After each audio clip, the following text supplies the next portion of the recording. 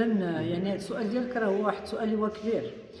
راه مازال الاحتكار في البلاد ومازال الفساد في البلاد ومازال المسؤولين ما بغاوش يتحملوا مسؤوليتهم كامله. علاش؟ لان عندنا اليوم زواج السلطه والمال. راه ما يمكنش كلشي غلى علينا بعدا حيت غلى المازوت علينا، وانتم تعرفوا بانه الطاقه اذا طلعت كلشي كيطلع. شكون اللي مكلف بالطاقه في البلاد؟ شكون اللي خصص رسامير؟ شكون اللي ما خلاش لينا حد ادنى من الامن الطاقي في بلادنا؟ اليوم كاين تضارب المصالح حتى على مستوى الحكومه ورئاسه الحكومه، حتى واحد ما بغى يقول هذه الهضره هذه ولا كيقولها مخبع مورا جلابه ولا ما كيدير.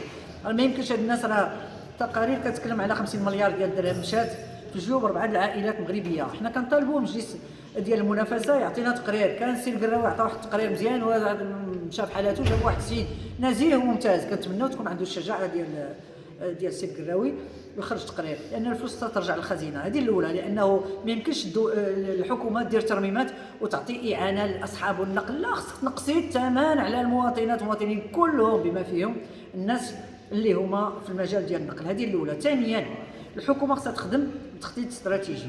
خصنا اليوم نامنوا الامن الاستراتيجي للبلاد، طاقي وغذائي وصحي.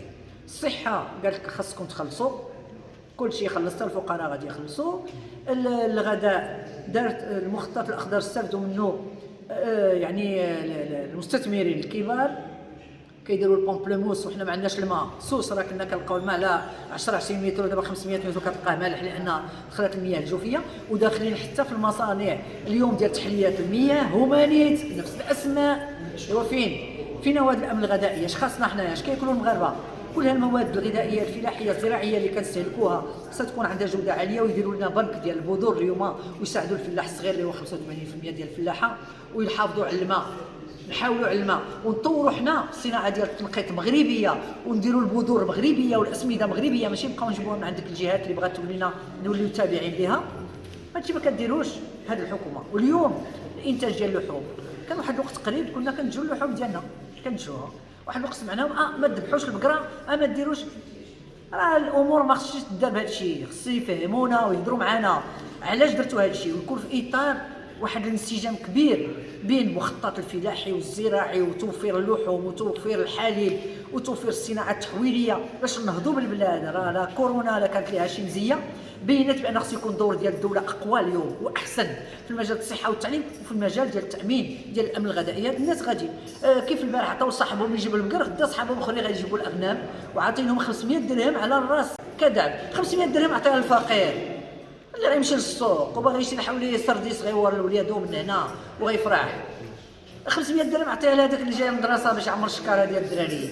500 درهم عطوها هما بالفعل ما يفهموش من كلامي بانهم راهم دابا جالسين كيجمعوا في عباد الله باغيين يديروا داك السجل الاجتماعي الموحد باش يعطيو 4 ريال للفقراء ويحلوا صندوق المقاصه، لان البنك الدولي قالت لهم عطيكم حتى 2028.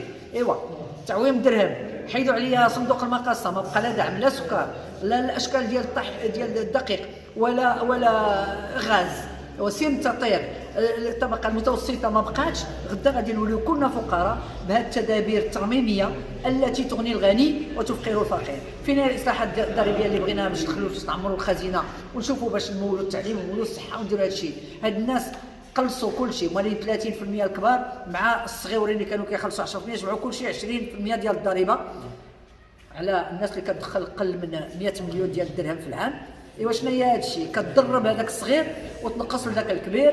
وهذا الشيء اللي داروا ومتبعين داك الشيء ديال التوصيات ديال المؤسسات الدوليه. هذا الشيء تكلمنا وطرقنا عليه في الندوه وكيطبقوا هذا الشيء اللي قالت يعني صندوق النقد الدولي والبنك العالمي من خوصصات المؤسسات المقاولات الكبيره. خوصوا الماء، خوصوا الضوء، غدا الفاتوره الاجتماعيه والله لقيتو حنتو بها غادي يطلع داك الشيء يقول لك سقط بهذاك اللي في الدار البيضاء ولا هذاك في مراكش ولا هذاك اللي في هنايا. ولهذا يعني كاين اللعبات كيتدار. حنا غاديين ماشي في النيوليبراليه المتوحشه، النيوليبراليه المتوحشه الفاسده في البلاد، وهذا الشيء ما يعطينا الا نتائج ليدا. الحمد لله للشعب اليقظ وكاين الوعي وكاين الحركات الشعبيه اللي هي حتى هي خدامه وكتناضل وكتقاوم. الشرفاء كيقاوموا، حنا تحنا الى جانبهم. وخصنا نقولوا لهاد الناس الا ما بغاوش يفهموا بانه التمنيع ديال بلادنا ضد الاكراهات كلها اللي جايانا من الخارج والمخططات الجهنميه راه كيبدا بالديمقراطيه وبتحقيق العداله الاجتماعيه والمجاليه اللي تكلمنا عليها اليوم في تفاصيلها.